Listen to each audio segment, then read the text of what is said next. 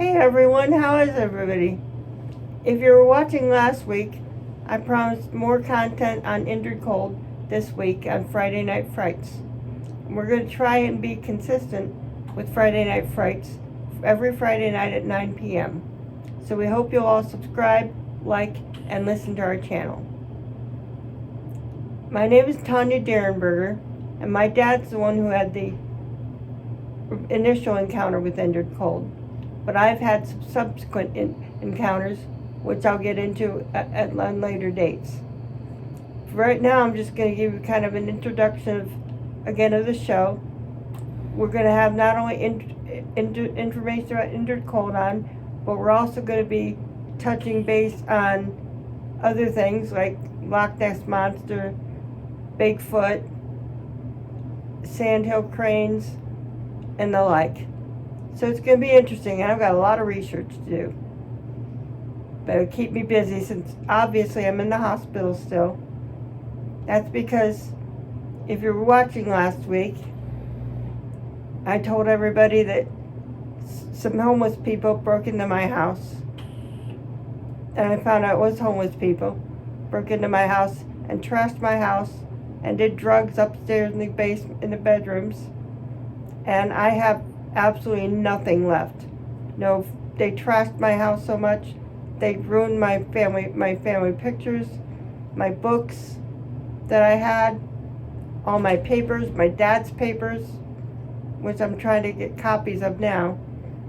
And I mean, I have absolutely nothing. I have one outfit that I got for Christmas. So just please pray for me, because here at Night Frights, we believe in the power of prayer. We're a division of GodSpeed Ministries, as you probably saw when you got online. So we're going to be talking more about that too, because I'm going to start a channel here called Between Heaven and Hell. So if you're interested in that kind of thing, in fact, we invite you all to like and subscribe to all our podcasts, all our different ones, health and wellness ones, and the like. It'll keep you busy for a while. Anyway, tonight I'm going to talk a little bit about Indrid Cold. Who is Indrid Cold? A lot of you are probably wondering. You're probably thinking, oh, he's an alien. Well, yeah, kind of. He actually calls himself a UFO-naut, which I think is funny. But he entered our world when he stopped my dad on the highway on November 2nd, 1967. And then he started appearing at our house in Mineral Wells and started appearing to me ever since I've been a little girl.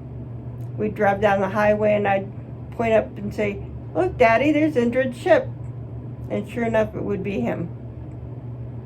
My mom would be able to go to the store, come home, and my dad could tell her everything she bought, everybody she talked to, and the like, before she even got out of her car. And she couldn't figure out first how.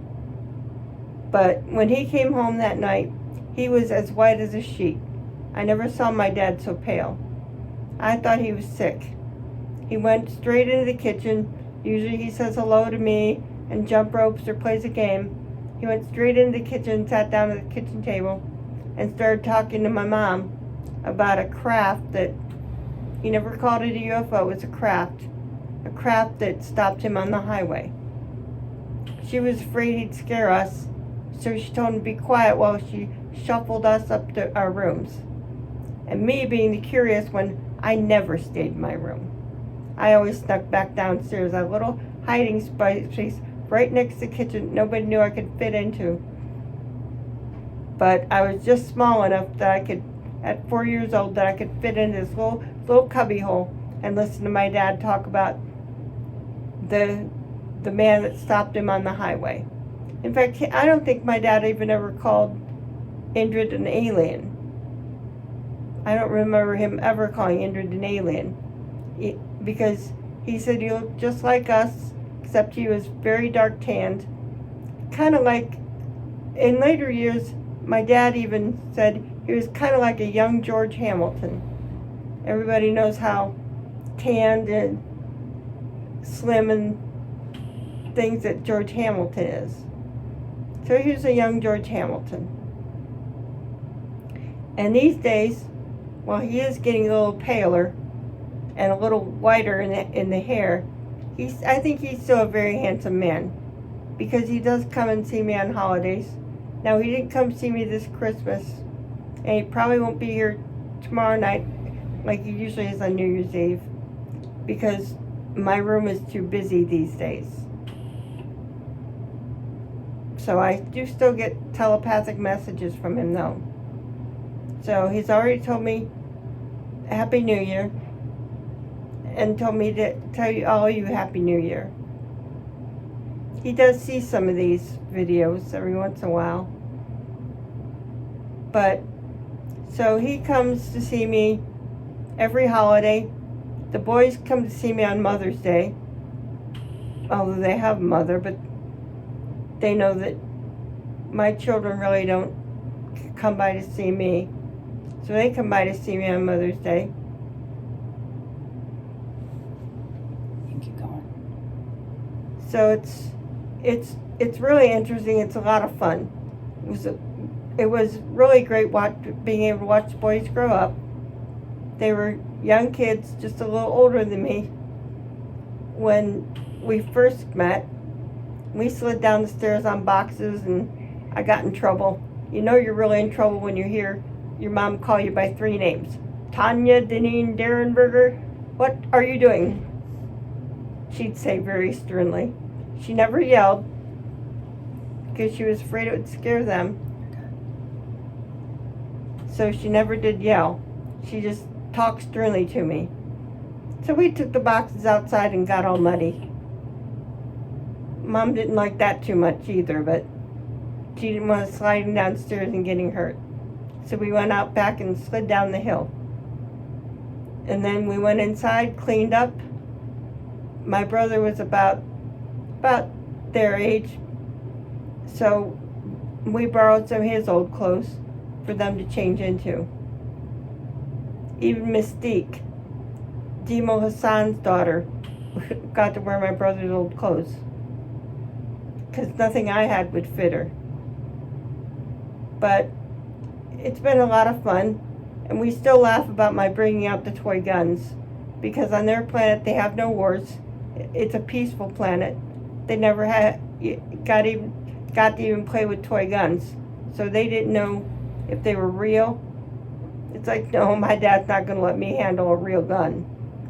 I'd be shooting myself in the foot, or shooting my ear off or something, or shooting the dog. But I'd be shooting anything but my target. So it's been a lot of fun. I don't know what else I can tell you about Indrid. I know in these podcasts we're going to go more into my current book, Beyond Lanulos. It's available on Amazon, or message me on how to get an autographed copy. And my new book that's going to be coming out as soon as I can get my hands on a laptop or a tablet. I told you everything I owned was stolen. And so I can work on the book. It's called Our 50 Years with a Man Named Cold. And I have the cover posted on A Man Named Cold to show you what the cover is going to be like. And if you go and subscribe to A Man Named Cold on Facebook, I post sneak peeks of the book. And they're not going to be in the order they're on. It's going to be in the book. But I've got little tidbits in there. I think I have some in Beyond Lanulos too. But they're easy reads. Beyond Lanulos is a quick read. Maybe take you a couple hours to read it. If you want a PDF copy, you can email me on how to buy one of those. And I can send you a PDF copy. Unfortunately, that doesn't come autographed because I can't quite autograph my phone screen. But I can always sell you a PDF copy too. Anyway, I don't know what else to tell you about. I guess we can start in on more about my dad. My dad was a God-fearing family man, very Christian man, and he was coming home from a job in Mineral Wells one night when Indrid's spaceship stopped him. I can also get you copies of my dad's book, Visitors from Lanulos, either in the large print edition or the regular edition. Like I said, all mine were destroyed, but I'm ordering more soon. So I should have those probably in about a month. But, so, I don't know, I guess that's really about all for this edition of Night Frights. So, you all have a happy new year, and drive safely. Designated driver if you're drinking, because I want to see you all back here next week. Thanks. Bye.